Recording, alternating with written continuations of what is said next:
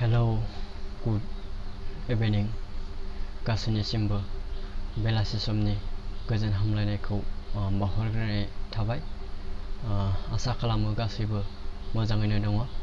आङो दायो दोंसे खन्थाइ आवरायनो थाखाय सानदोंमोन।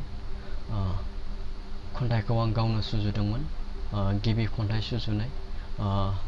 बेहाय गोबां गोरोन्थि जालांनो हागौ। बेखायनो आङो गिबियावनो गोरोन्थिनि थाखाय गासैनिसिमबो निमाहा मोनगोननि मिजिं थिग्रोबाय। खन्थाइनि मुङा जाहैदों गोदान मुगानि फरायसा, माने आथिखालनि गोदान मुगानि फरायसाफोरखौ लानानै सुजुनाय जादों। खन्थाइ सुजुनायाव हयथ' गोबां गोरोन्थि जालांनो हागौ, बेनि थाखाय आङो गिबियावनो निमाहा बिग्रोबाय। गोदान मुगानि फरायसा, जोंलाय गोदान मुगानि फरायसा, जाखांफुनाय गोदान फरायसा, सिमाङा अराय जोंनि गोजौ, गोग्गो सोलोंथाइ लानानै हारिखौ जौगाहोनायानो अराय जोंनि थांखि।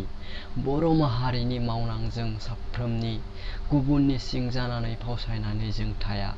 बर' बिमानि गोथार थैजों जोनोम मोननाय जोंलाय बर' फरायसा, सोलोंगोन जों अरायबो गावनि बिमानि आंगो रावखौनो, जौगाहोगोन जों अरायबो गावनि राव हारिमु धोरोमखौनो, सिनायथि होगोन जों जेब्लाबो गावनि हारिनि गाननाय जोमनायखौनो। बिग्रायारि जों बर' हारिनि, गिनो रोङै गोदान मुगानि, जों गोख्रों बर' फरायसा, बिग्राया जों हाथियारनि गोहोजों, बिग्राया जों गुलि बारुदजों, बिग्रायगोन जों अहिंसा खान्थि गोहोजों, जोंलाय गोदान मुगानि फरायसा। गोजोन्थों।